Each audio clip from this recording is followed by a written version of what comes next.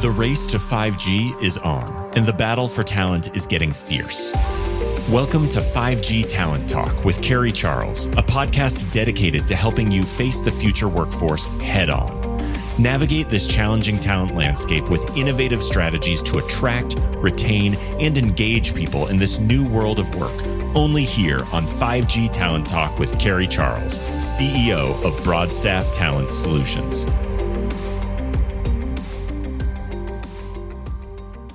Hi, and welcome to 5G Talent Talk. My name is Carrie Charles, and I will be your host. I am thrilled today because I have with me two amazing people with a company that I highly respect, and that is Fullerton Engineering. Andrew Herring is the Senior Vice President of Strategic Development for Fullerton, and Kelly Lazuka is the President of Wireless Services for Fullerton. Thank you both for joining me today. Of course, it's our pleasure. Yeah, thanks for having us. Absolutely. It's been a long time. I'm glad you're finally here. Right. A few reschedules, but that's COVID, so we got to deal with it. Life. That is life right now. So tell me a little bit about how you got to where you are, your roles, your career path. Kelly, why don't you start? You actually just joined Fullerton, right? I did 6 months ago. So I was with my previous company for about 21 years. So this is really only my second job in the industry. Oh my God. I know. So I started out 21 years ago as a site acquisition specialist, knocking on farmers' doors and asking to lease, space for our cell customers. And I didn't know anything about the industry. I don't even think I had a cell phone. When I was out there doing that. Now that I think about it, it was a different time back then, right? But then over the years, I learned a lot, and I held all different positions: project manager, program manager. I think even one time I had a troubleshooting title, troubleshooter, some kind of crazy title like that. And then, director. And then most recently, before I left my previous employer, I was the vice president of business development. So I kind of transitioned from operations over to the sales side for a little bit. And then now I'm back dipping my feet or drowning, I'll say, in operations. Okay. So that's kind of my path. It's been exciting, and I've learned a whole lot. That's awesome. That's great. Andrew. Yeah, it's funny. So I started in the business, 2009. I started in staffing, right? And my intro into wireless or telecom was staffing, right? So I had a staffing background in healthcare prior. And then I jumped into staffing for wireless, right? So deployment type of services. And so from there, I bounced around a little bit, but I always held roles in sales capacities, to the point where I was starting to run sales teams and run strategies, always for deployment type of companies. I dipped my toe a little bit into the product side of the world, but for the most part, it's always been selling services, right? So, and then the opportunity at Fullerton came to really, start a group, build it the way I want to do it, go after different things, build organizations, build service lines. And so that's what I do today, right? My role as strategic development is to lead the sales team that we have at Fullerton. I kind of set the sales strategy in terms of who we go after, how we go after them. And then Kelly and I and myself, we also sit on the management team. So I have my corporate responsibilities as well. And how long have you been with Fullerton? Let's see, it's a little over 3 years. 3 years. Got it. Okay. Yeah. Wonderful. Well, let's learn more about Fullerton. So tell me about your services that you provide. Who do you serve? And just all about Fullerton. Yeah. So, I think the folks on the podcast listening would probably think Fullerton as primarily an A&E company, and that's what we've been for a long time, and it still is very much our core. But we're much more than that today. At the heart of it, really, what we do is we're an engineering, design, real estate, and installation company within the wireless and wireline space. So at Fullerton today, we've got 3 divisions. We've got one, which is our wireless services, which is Kelly, her group. That focuses on anything soft cost related on the towers, right? So your site acquisition, your engineering, your design, all the way through permit on the tower. Kelly's group focuses on that. She's got a national group. We can do work all over the country. We're licensed in all 50 states, but it's primarily soft cost services focused on the tower. We also have what we call utility services. It's led by Jason Palmer. He's our president. That gets us more into that wireline space. About 5 years ago, Fullerton jumped into that space, providing fiber design services to the small cell. And small cell really started to pick up. And since then, we've really organically grown that group to fairly large size. And as you know, the industry is very, it's headed that way. We're seeing a lot of activity in the fiber space. And so we can do anything from engineering design, to the node, to the macro, to the building, you name it, from an outside plant perspective. That group focuses on that. Then what we have, our third division is called technical services. It's led by Mark Steinbach. So what we do there is anything related to DAS, in-building design, installation, and then we do a little bit of installation on the macro and the small cell side of things. We made an acquisition about 3 years ago to a local GC to Chicago in the Midwest, which really allowed us to expand our installation capabilities. So we're really starting to see a lot of growth and activity with our installation capabilities in the small cell space as well as the macro space. Boy, you got that right. You do much more than just A&E. Right. That's amazing. No, it's congratulations. That's so exciting. So what makes you different than, let's say, other companies that do what you do? Yeah, so I mean, there's definitely other companies that, their models are very similar, right? It's not like we've created something that's super unique over here. But what I always like to tell people is that we focus on self-performance as much as we possibly can, right? We want to make sure that Fullerton can guarantee a good product that is coming from Fullerton, right? You see a lot of companies out there that are large tier one direct, but they don't really specialize in anything. They do a little bit of this, a little bit of that, and a lot of it is more project management based, rather than the folks actually doing the work, producing the deliverables. They're going out to subcontractors for that. So we really pride ourselves on trying to self-perform as much as we possibly can in-house.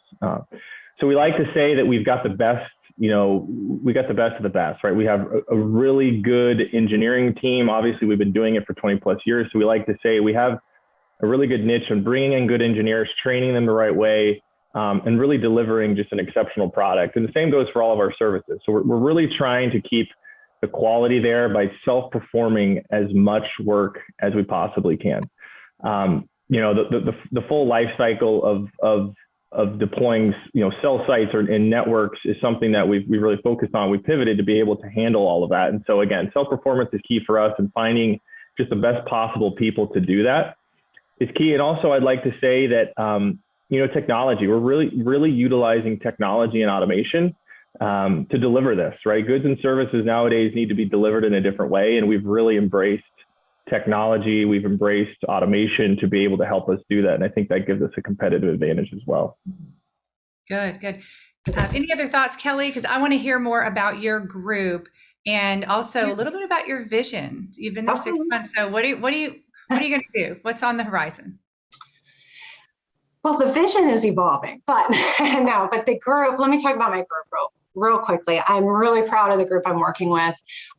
There's some great legacy people that were here before me. And then, we've brought in some really great folks as well. So like I said, my division houses engineering and site acquisition. So I have about 100 or so people, both full-time employees and contractors. There's a good mix. And a good portion of that team sits here in Chicago, which is where I'm at and where Andrew and I are based out of. But I do have, quite a few folks sprinkled through the US as well, as we do have in-market resources. So as far as what that vision looks like right now, and I've been thinking about this since I started here, really. And, Fullerton has, like Andrew said, we've always been a leader in the engineering space in the industry. But I think my goal for 2022 is pretty simple. Just position Fullerton to be one of the top, if not the top self-performing site ac and engineering vendor nationally. I mean, it's pretty simple. We want to be the best, right? And we want to do the best for our customers. So how are we going to get that vision, I think is the question. And there's a lot of competition out there in the SITAC and the engineering world. So for now, given that I'm still relatively new, I'm just trying to keep it simple.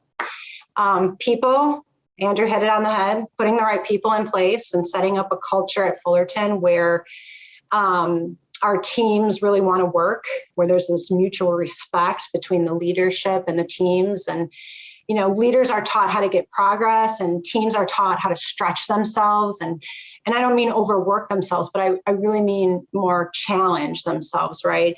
And in order for us to allow them to challenge themselves, we really need to make sure that we have the right tools in place, the right systems and tools, and the most efficient workflow processes.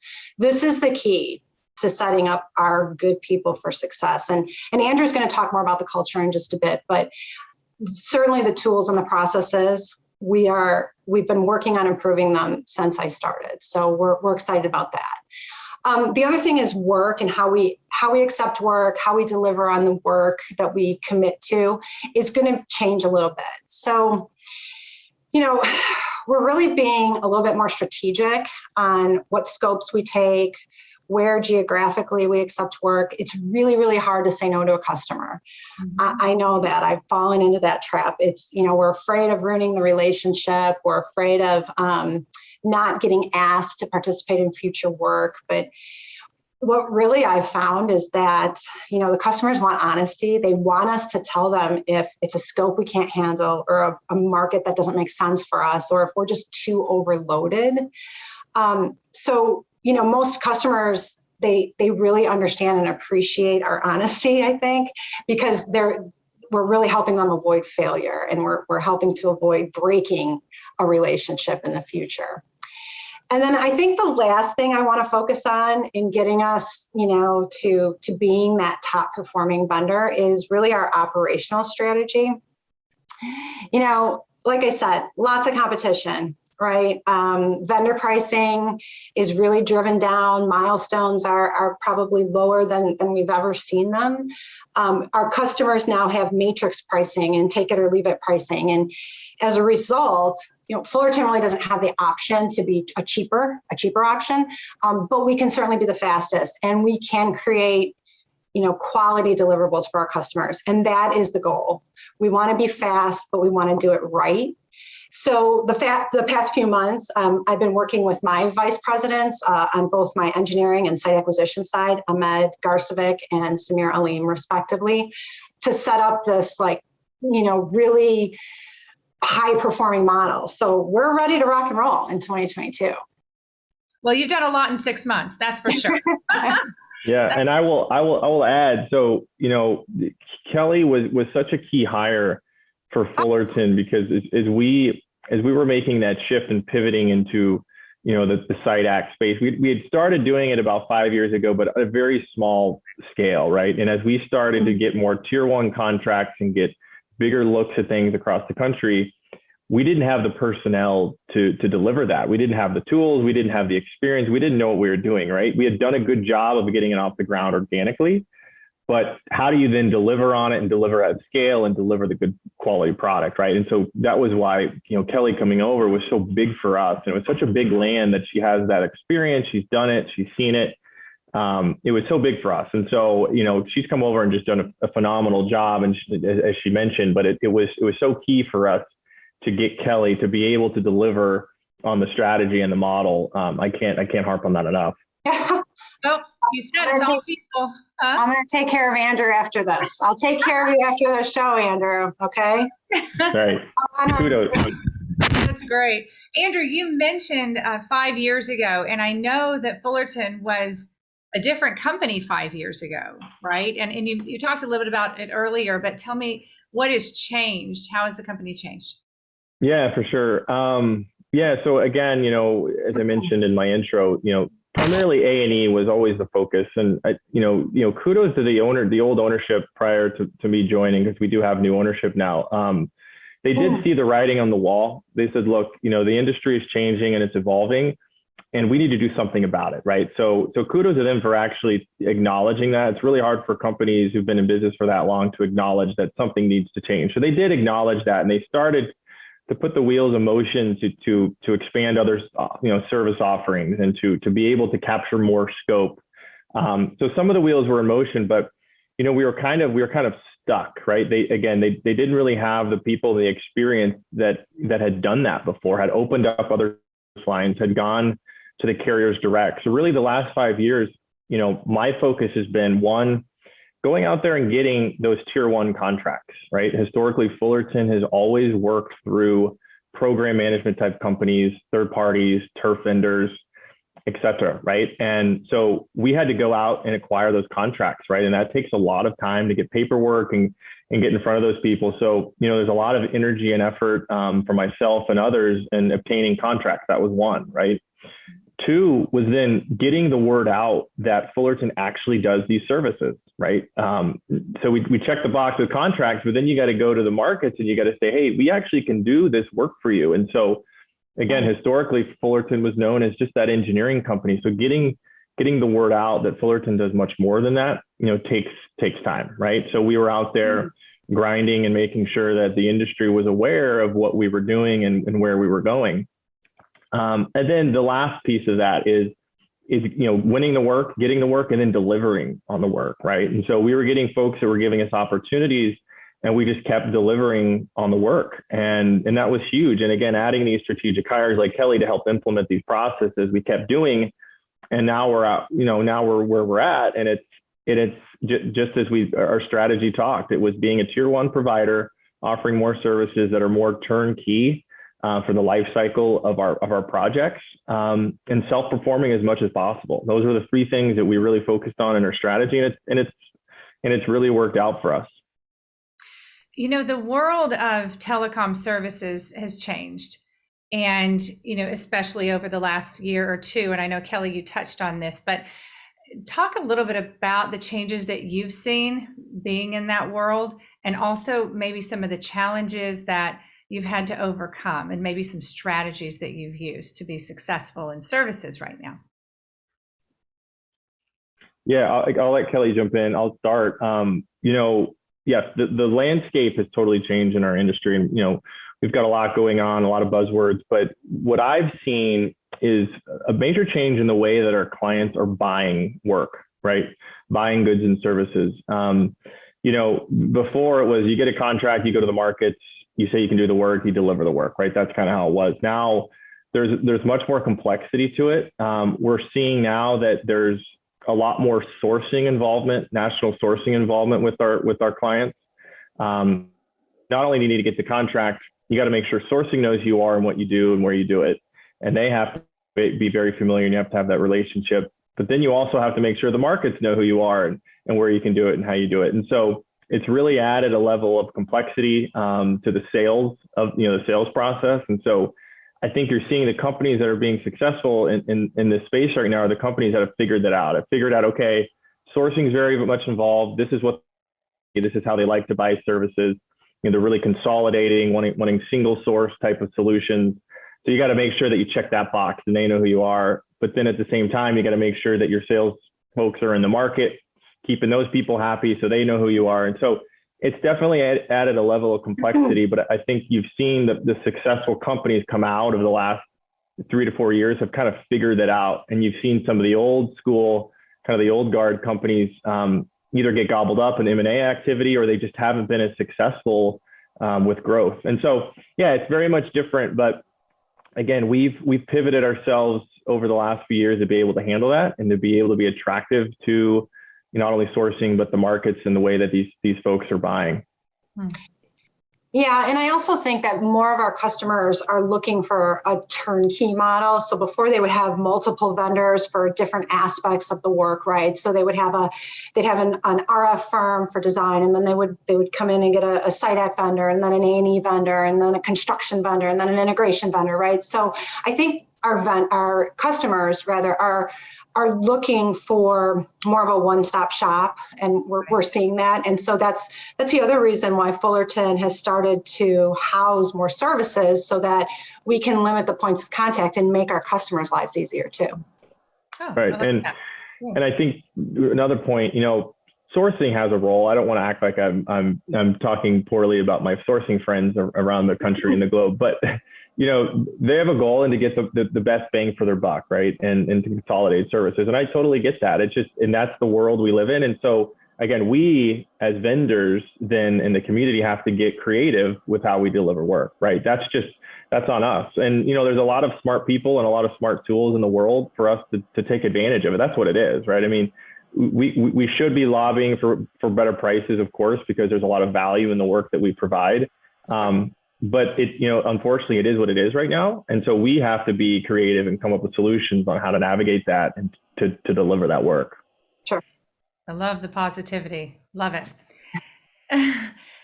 Now, you talked earlier about people and talent and how this is, and Kelly was instrumental in really getting you to that next level. So do you have any strategies or anything that you're doing right now that's successful in attracting the talent that you need to attract? I mean, it's a tough market. Obviously, we all know it's a tough market. It's a tough time for resources, I think, for a lot of industries, right? Restaurant industries, our industry, it's no different. People are companies are having a hard time finding people. But, I honestly have always believed that if you find the right people with the right work ethic, if they have, relevant experience, transferable skills, and then if we were able to develop this really robust training program, we can teach our business. There's really no longer a need for all of your individuals that you hire to be experienced. Okay. I mean, and like I said, it's very hard to come by at the moment. So, this has not always been a popular opinion. I tried this model about 10 years ago with some of my experienced leaders. And I said, we have to hire this huge workforce, and here's how we're going to do it. We came up with this training, and they fought me. Good Lord, did they fight me on this? Because, Kelly, they don't have any experience. The learning curve is going to be too long. Oh my gosh, I have to teach, I have to train, I have to mentor, I have to do this. And really what they found, and I think if you got them all together, they would say the same thing. I like to think that, is that they got to mold and shape these individuals who have really come to them with zero bad habits and who are really mostly eager to just learn a new career. And I think recruiting in this way helps in a few different ways. So now you have a larger resource pool from which to pull. And you have maybe more affordable resources, more of those entry-level resources that you can bring into the fold. And really committing to these folks in this way, it shows that Fullerton is committed to loyalty. And in return, we build loyalty. And then from there, it's pretty easy. You're able to create your own internal leadership pipeline because your team was trained correctly from the start.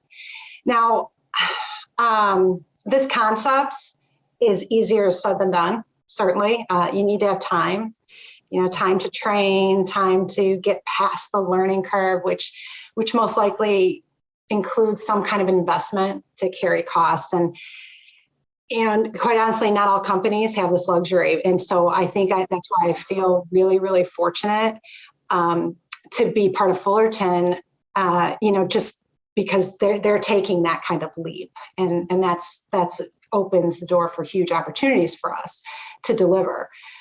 We have a fantastic trainer, who's not only creating training modules for these new folks, but, she's patiently working with them every day just to hone their skills and throw new challenges at them so that when new work comes in, this bench of people, they're ready to start immediately and be successful for our customers right out of the gate. And that's important, right? I mean, customers want immediate results. I mean, I think everybody is in this world of that immediate, we want that immediate gratification. So, a training book like this is really invaluable for companies like Fullerton who never really had a formalized training program in place. I mean, I don't know about you, Andrew, but I know when I started in this industry, knowing absolutely nothing and not even what a cell tower looked like, I would have really benefited from something like this instead of just, here's a telco box, here's an electric pole, find something close to there, for our customers to lease. So the training we're providing is immediately setting up our teams for success. Wow. That's the trainer. You hired a trainer, and I tell so many of my clients that I say, look, you hire people that can train, and then it actually will allow you to get, top talent, higher character, train skill. I mean, it's all there. So brilliant. Yes, yes, yes. I'm all in for that. Andrew, any thoughts on that? What are your secrets right now? Share some secrets here. Secrets. No, I think Kelly nailed it on the head, right? I think we try to, especially in an industry right now that we're a little resource crunched. You got to do something different, and I think this model is different, right? Bringing in some people that don't necessarily have the experience per se in telecom, and bring them in and training them the Fullerton way, right? I think again, you can get you can tap into a new pipeline, but also too, as Kelly mentioned, you build loyalty. People feel appreciative of investing in their training and their career pathing and their development, which is huge, right? It's absolutely enormous. A lot of times our industry, it's so fast paced, right? From a staffing perspective, you get hits like, hey, I need this rec filled tomorrow. And they just want a body that has a resume that fits the job description. But if you can really develop people and train people and put some energy and investment into it, I think in the long run, it'll pay off. Now, again, that always isn't our luxury because our clients want everything done yesterday and they want things done as quick as possible. So it's a fine balance, but just the way the industry is, we don't have enough resources. So we got to do something a little different. So, yes. And really those people that have started in this industry that had no knowledge 5 years ago, 6 years ago, 10 years ago, whatever it was, they have since fanned out into our customers and tower companies and other vendors, and they're thriving. I mean, they're really thriving. And so that's something that's really kind of near and dear to my heart, because they're like, look at my babies. They're, they're all grown up, and it's so nice to see. It's so nice to see them, trying out other roles and just growing in their careers. It's really nice to see. So what is the Fullerton culture like? Like, what's it like to work at Fullerton? Yeah, coming from me, 3 years here, I think what I really would say is at the top of that is our people, right? People really matter at Fullerton. Just last week, we had posted something on LinkedIn about an employee that's been here for 20 some years, right? And so there's a lot of people like that at Fullerton. There's a lot of 15 plus, 16 plus year people at Fullerton, which, says a lot, right? In today's age, right? Where people are bouncing around jobs left and right.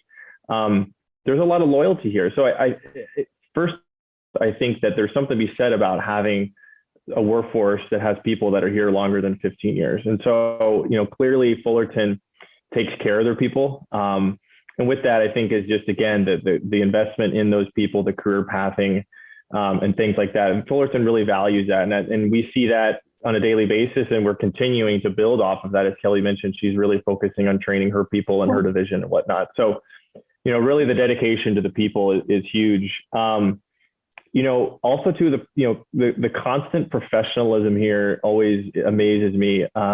Before I even was at Fullerton, I always viewed them as a very professional firm, right? A very professional logo, the way they reached out to the industry, carry themselves at events and things like that, always very professional. And I think you'll still see that up and down the roster at Fullerton. Everyone's very professional, and we strive to make sure that our quality is there, and we're just the utmost professionals at all times. And so, you can see that. Another thing that's amazing here is the diversification in our workforce, right? You look at our roster of employees, and they have all sorts of different national backgrounds, different sets of skills from different industries all over the place. And that's amazing, right? Diversity is huge for us. And it's not just because it's big for a lot of our clients, but it's big for us, right? We were a minority-owned business before we went through a private equity acquisition, and that's very important to us. And so you see a lot of our leaders are females. are minorities and with different backgrounds. And so that's something that we really try to continue to support and to continue to move on. And so, yeah, I think that those are the big things that you'll see at Fullerton. And also, too, as we went through a pandemic, it really allowed us to open up our eyes into how we did business and how we hired people. And so we used to be just such a focused, a headquartered focused company. But now we've discovered that you could do business in so many different ways with the technology that's out there. And so we've really tried to create an environment where, hey, you can work from anywhere. You know, you can live anywhere as long as you check the box, you're a good person, and you've got some transferable skills and you're teachable. We'll bring you on and we'll give you an opportunity. And that's all it's about. So I think those are the things that stick out to me that make us a little different and that create the culture that we have today. Yes, and I can say that you are absolutely right about that because we staff for you, and it's congruent with our candidates as well, and the employees that we have at Fullerton as well. So it's definitely, you have created something special, that's for sure. And speaking of something special, what do you look for when you're hiring? Is there a particular type of person that really fits that culture? Who are the Fullerton team members? And you said professional, and, tell me a bit more.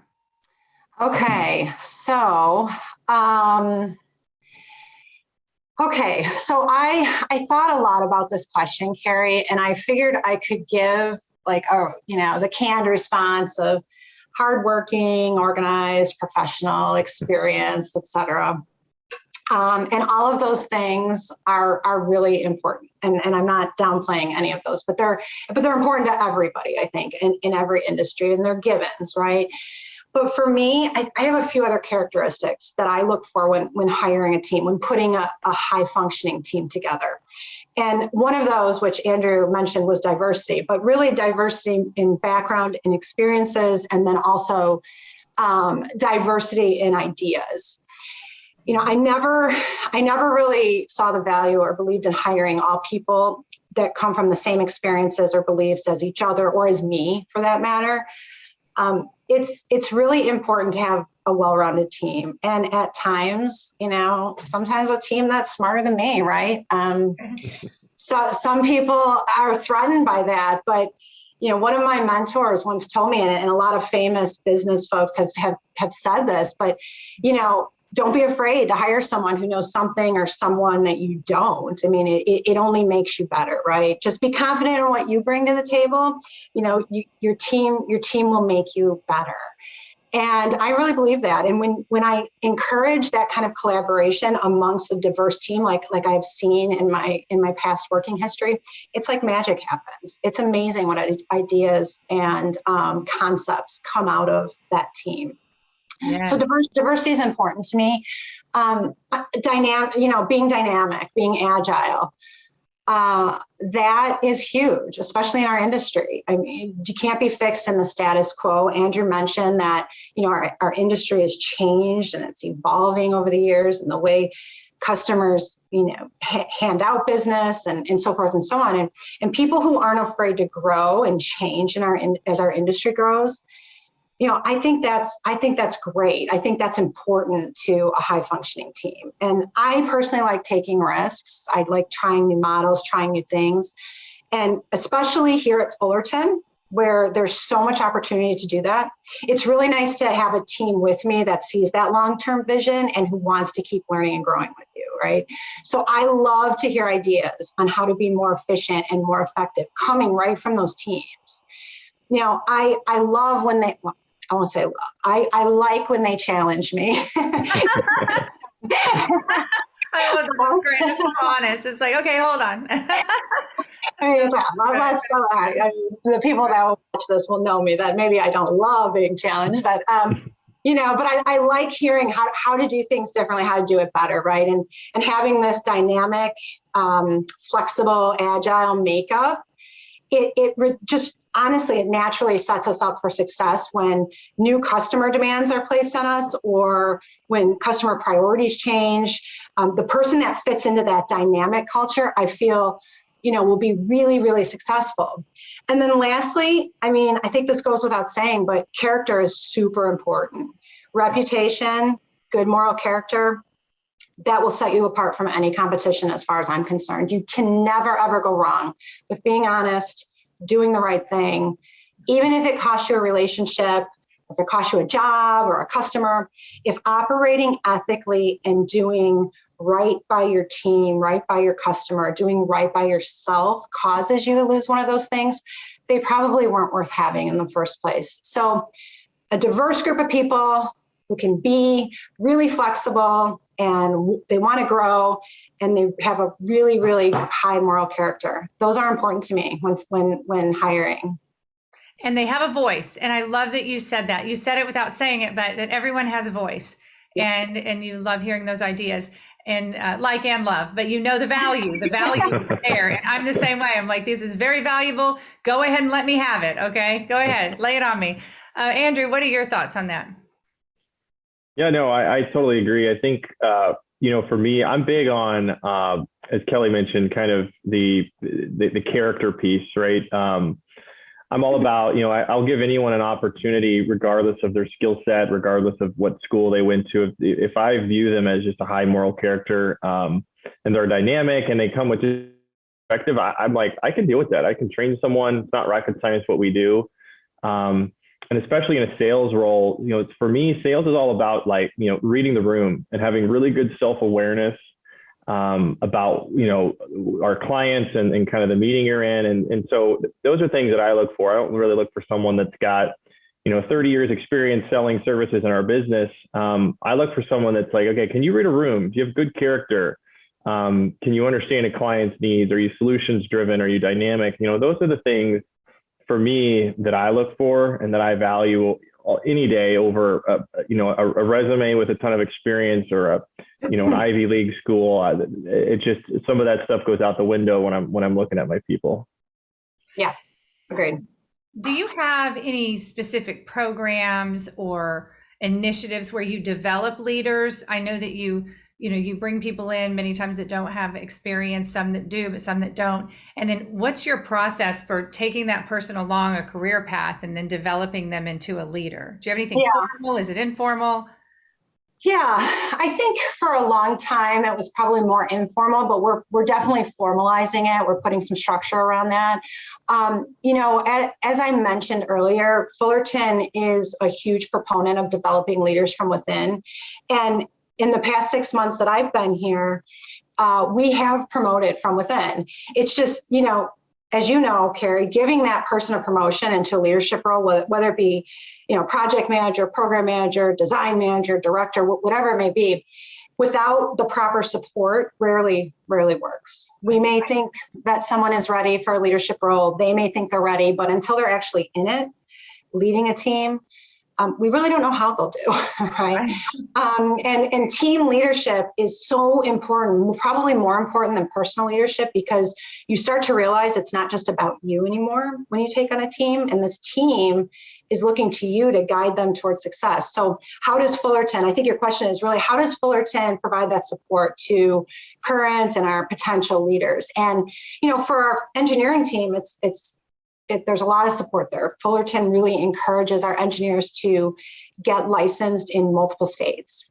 Fullerton will pay for all classes, all fees associated with obtaining that additional licensure. And this makes us more marketable, right? And like Andrew said, right now we are licensed. We have somebody who's licensed in one of the 50 states, but people move on, things happen, people win the lottery, right? And so we don't want to be left with a hole, basically, of not having somebody who is licensed. So we really encourage our engineers to take that extra education. For managers, whether it's on the engineering or the SiteX side that are on a leadership path, Fullerton is always open to discussing additional education needed to support these roles and supporting that education. It's just right now we're in the process of kind of formalizing that as far as what that offering is. But we've had multiple people come to me and say, I'd really like to take this class on, leadership presence or something. And we run it up the chain, and most often it's approved because we know that it's just making our folks better. Also, I personally have always been a huge supporter of trying new things and new roles, and as painful as it is to lose, really strong members of your team, Fullerton doesn't believe in holding people back. So if someone on my team says to me that he or she wants to try out another role in another division, as sad as it might be to me, I always support that move. Giving people more exposure to other aspects of the company, to other aspects of the industry, it only makes them more valuable to Fullerton, really. And it's crucial to growing their career. And we do believe in empowering and supporting our people to do just that. And, we did recently hire a new member of our HR team who's really committed to helping our divisions, develop that career path trajectory for our people and setting clear personal goals, clear team goals, clear company goals. And it kind of puts this onus on not just leadership, but the teams as well, that they have they have this vested interest, right? And personal investment into Fullerton's success. And we recognize those successes. We really do. We run them up the chain.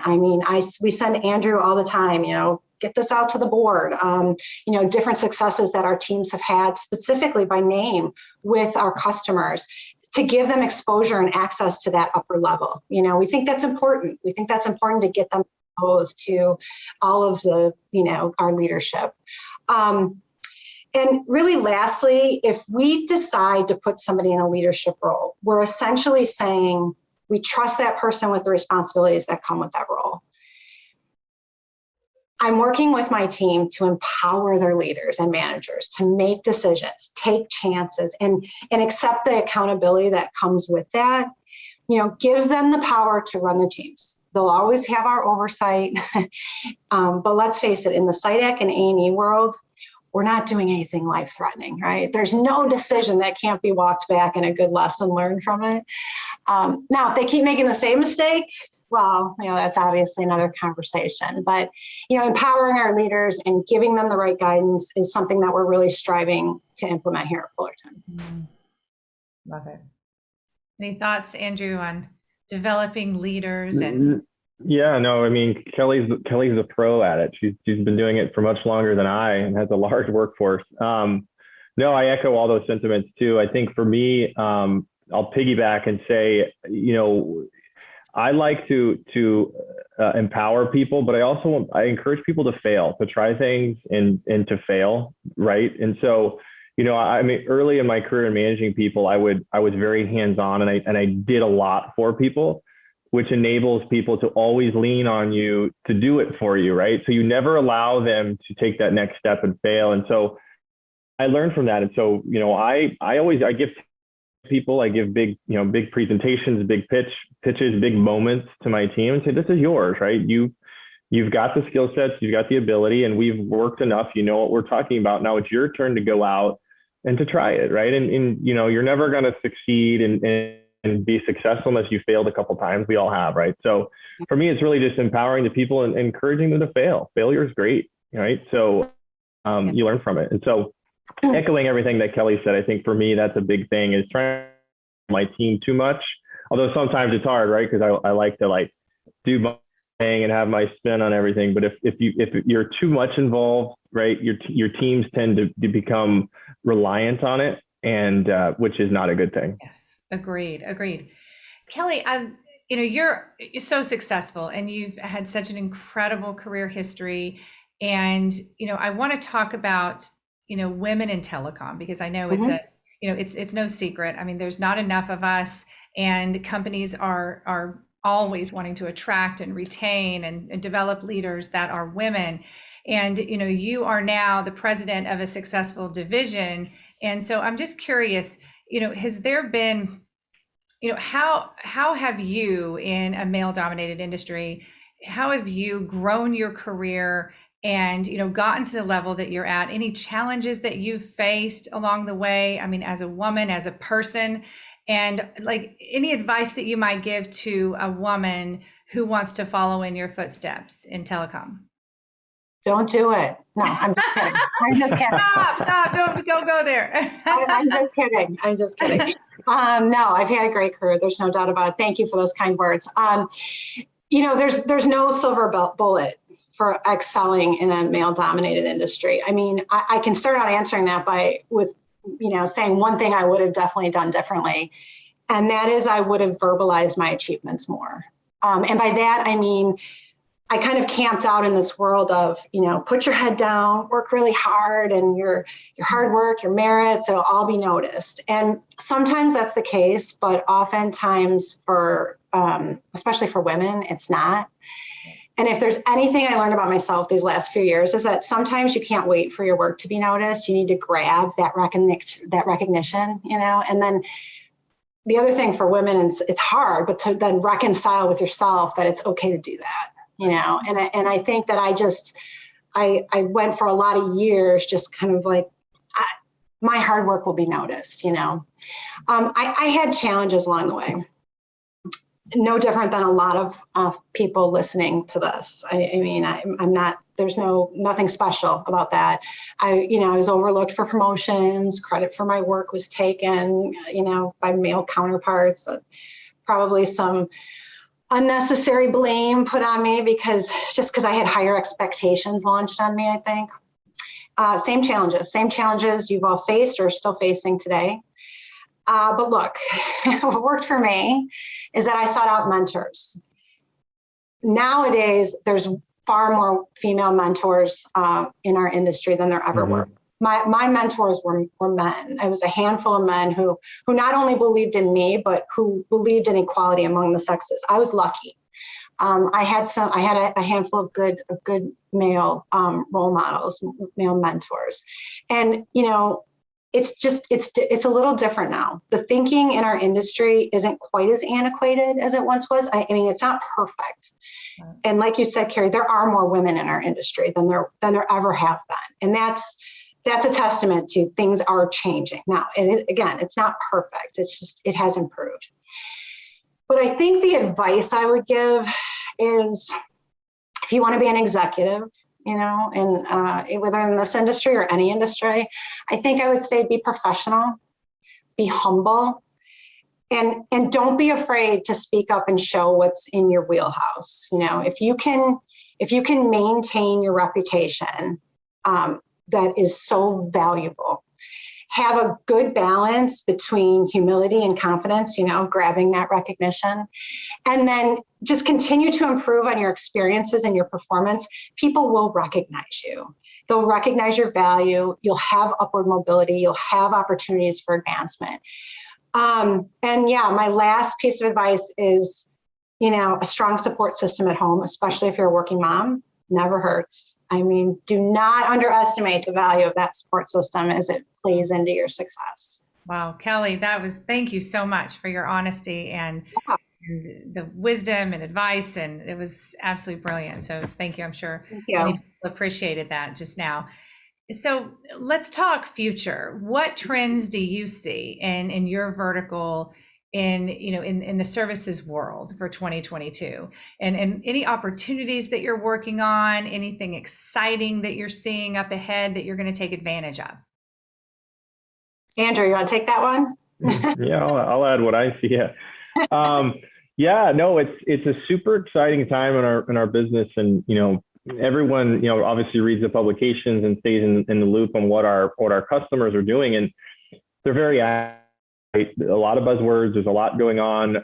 Obviously, with the recent spectrum auction, the different technologies and as we advance. And so, what I'm seeing in the next 5 years is a major boom to deploying this spectrum that just went through the FCC auction, right? So we're going to see a lot of carrier activity on the towers, which is great, which lines up perfectly for Kelly's group to be able to go out there and to get these folks upgraded on towers and things like that. We're seeing a big explosion on the fiber side, and it really kind of carried us through the pandemic. Fiber to everything, fiber to the home. The rural broadband space is huge with a lot of the government initiatives. So folks need to be taking advantage of that, which is definitely what Fullerton has positioned ourselves to do. And then really, trying to, if you're a company that can take advantage of this resource crunch, and how do you, if a company can figure out how to get through that and to get the people in to get these jobs done, those are the companies that are going to be very successful. It's a challenge. It's a great challenge. But we're finding that, we're getting opportunities and getting low because, that incumbent isn't able to deliver or doesn't have the bandwidth. And so we're stepping up to the plate and saying, hey, we can do it, right? Give us a shot. We do this work. We can do it. So there's no doubt there's going to be a plethora of work in the next 5 years with the technology advancements, the recent spectrum auction, what's going on with these government initiatives. And there's so much work to be had in our space, which is super exciting. It's just that, again, I think that if you're going to be a vendor and a supplier that takes advantage of it, you got to get a little bit creative. You got to get out of the old school mindset. You got to be dynamic, and you got to really utilize technology and automation in your favor to be able to deliver this stuff. Well said. Well said. So I assume that you are hiring. Actually, I know you're hiring because we're helping you hire. So you are hiring. Where can everyone go to find out about jobs at Fullerton, or maybe learn more about Fullerton? Yeah, definitely. So, obviously go to our website, fullertonengineering.com. We'll have, we constantly are updating our careers page. You can see all the roles that we're posting for. We're always looking for a bench, right? So we're constantly recruiting. Our new director of HR is saying the busiest she's ever been. She's getting overloaded. So we're constantly hiring, constantly looking for roles across the country. So don't just think, since we're headquartered in the Midwest, we do work nationally. And as I mentioned, through the pandemic, we've been able to expand the way that we have a remote workforce. So constantly hiring for all divisions, all roles.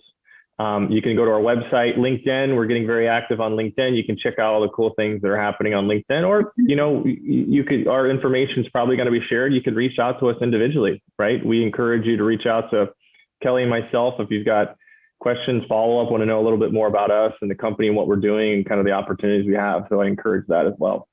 That's great. Any last words before we close? Anything? It's an exciting time in our industry. It's a challenging time, but it's an exciting time. And I think, I just want to say that Fullerton is stepping up to the challenge for sure. Very good. Listen, this has been wonderful. Thank you for coming on the show. Thank you for your transparency, your honesty, authenticity. And it's just been a pleasure learning even more about Fullerton. So thank you so much. And maybe we'll do this again. Okay. Yeah. And thank you, Carrie. Your podcast is amazing, and it's you're mixing it up. I love what you're doing. So kudos to you. I do too. Yes. Thanks so much. All right, take care. All right, take care. Thanks. Thank you. Thank you for listening to another informative episode of 5G Talent Talk, brought to you by RCR Wireless News, Telecom Careers, and Broadstaff Talent Solutions. As we advance into the future, we promise to bring you the resources you need to navigate this ever-changing landscape of 5G to help you attract, retain, and engage people in this new world of work. To access the show notes or leave a review, visit broadstaffglobal.com. Until next time.